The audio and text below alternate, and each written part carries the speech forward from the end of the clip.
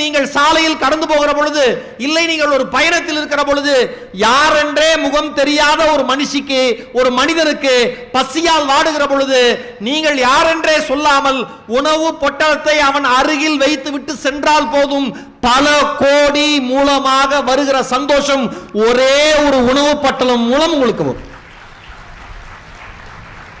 நாம பண்றது இல்லையே, பண்ணா லைக் பண்றோம், ஷேர் பண்றோம், அதோட முடிஞ்சு போயிருது. மற்றபடி எதையுமே யோசிக்கிறது இல்லையே. வாழ்க்கைங்கிறது அவ்வளவுதான். நான் எந்த நிமிடமும் துவங்கலாம், வாசிக்க எந்த நிமிடமும் துவங்கலாம். அண்ணனோட கவிதை உதாரணம் சொன்ன பிடிச்சிருந்தது. உள்ள போங்க, பாருங்க, வாங்குங்க. சரியா? நம்ம எங்க, நான் உண்மையே சொல்றேன், நம்ம தமிழ் எழுத்தாளர்கள் மாதிரி ஒரு வெர்சடைல் பர்சனாலிட்டி, பல முகங்கள் கொண்ட எழுத்தாளர்கள் உலகத்தில் யாருமே இல்லை.